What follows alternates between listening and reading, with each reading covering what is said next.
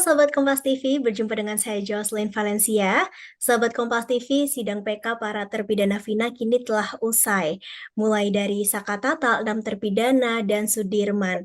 Kira-kira seperti apa update terbarunya nih Sobat Kompas TV?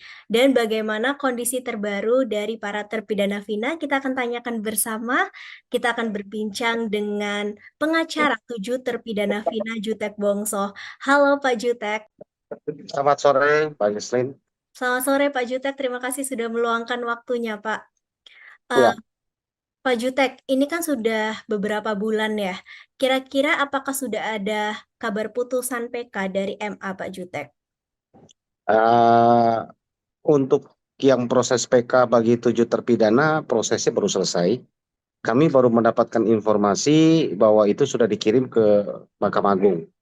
Kita menunggu, saya berpikir 1-2 bulan ke depan mungkin harusnya sudah ada kabar dari Mahkamah Agung. Ya, mudah-mudahan lebih cepat, lebih bagus gitu.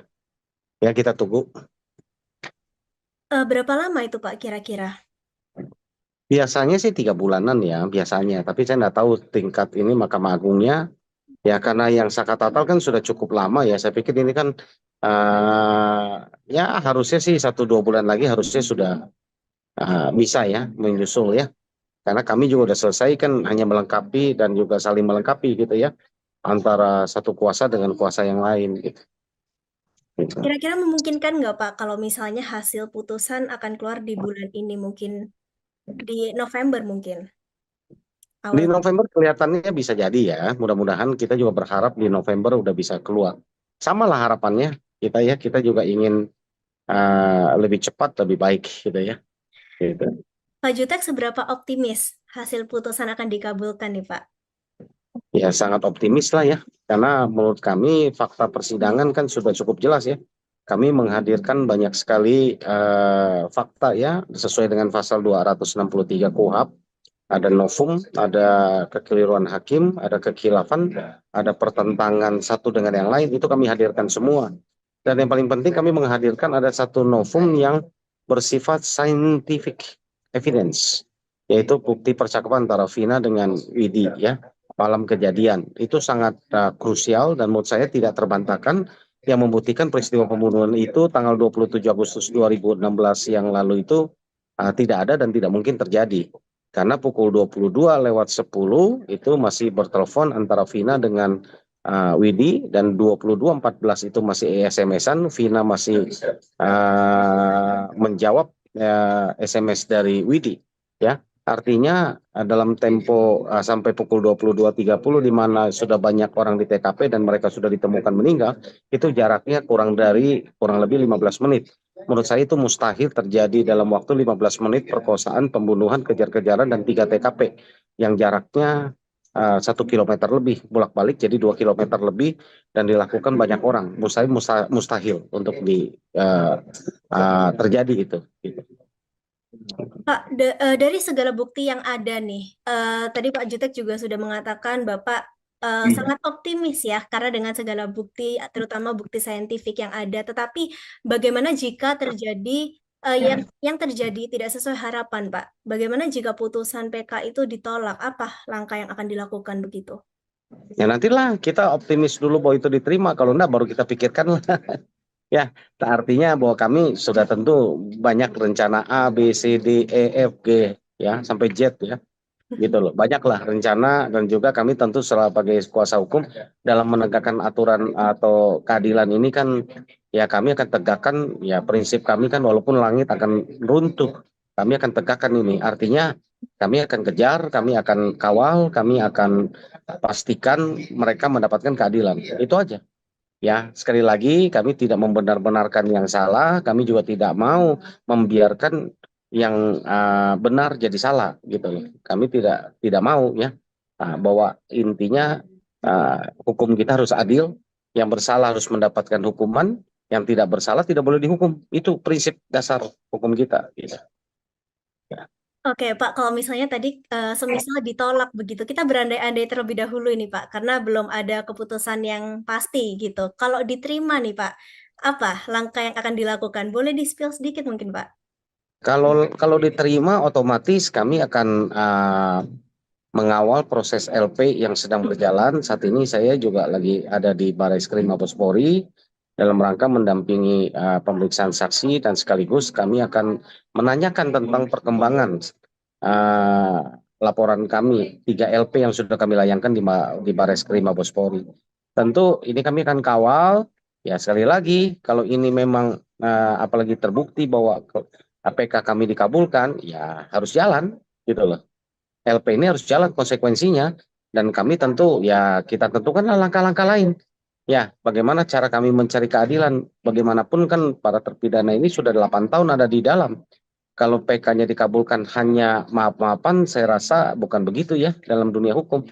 Ya, mereka bagaimana memaafkan uh, kondisi mereka yang sudah 8 tahun ada di dalam, masa depan mereka sudah uh, boleh dibilang hilang ya, masa muda mereka itu nggak bisa kembali.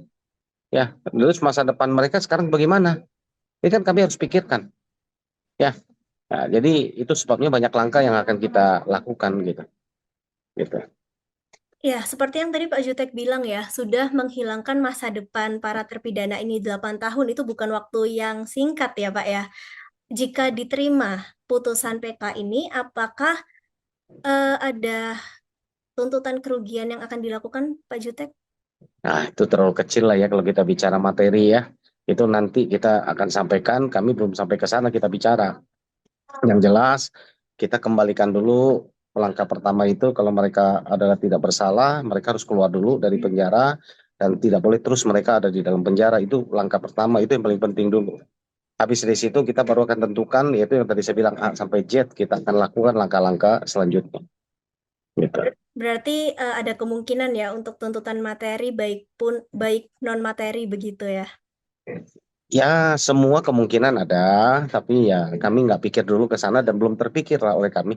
Yang pertama ini kami menyelamatkan dulu mereka, karena bagaimanapun mereka secara fisik masih ditahan di dalam dan mereka masih statusnya terpidana seumur hidup. Gitu. Pak Jutek, Ya. boleh nggak sedikit di-spill langkah A sampai Z-nya itu? Sedikit saja.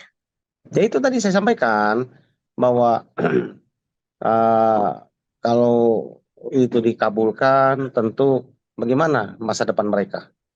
Lalu apa tindakan yang didapat oleh yang dikatakan yang kita duga selama ini yang mereka yasa? Kan itu kan mereka harus mendapatkan keadilan kan? Ya Betul. tentu kita akan mencari keadilan itu, tentu kita ya yang tadi saya bilang A sampai Z, ya kita akan mungkin ya sudah berjalan ya lewat laporan pidana, mungkin kita akan meminta pertanggungjawaban yang terlibat di dalamnya, apa yang mereka berterlibat, mereka nggak bisa mengatakan meminta maaf saja.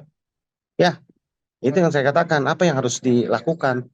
Jadi menurut saya terlalu dini lah. Sekarang kalau kita bicara, kita udah ributkan, ya sementara mereka aja belum keluar, nanti udah kesannya kita seolah-olah ingin mencari ganti rugi dan sebagainya. Enggak terpikir. Gitu. Gitu. Baik. Sementara itu aja dulu. Oke.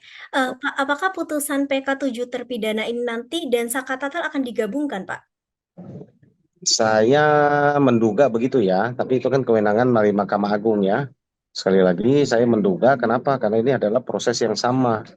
Adalah bahwa ini memiliki apa namanya peristiwa yang sama. Kalau kami kan 7 terpidana, Sakatatal kan sudah bebas ya, sudah selesai menjalani hukumannya. Buat kami target pertama kami adalah membebaskan 7 terpidana ini dulu. Gitu.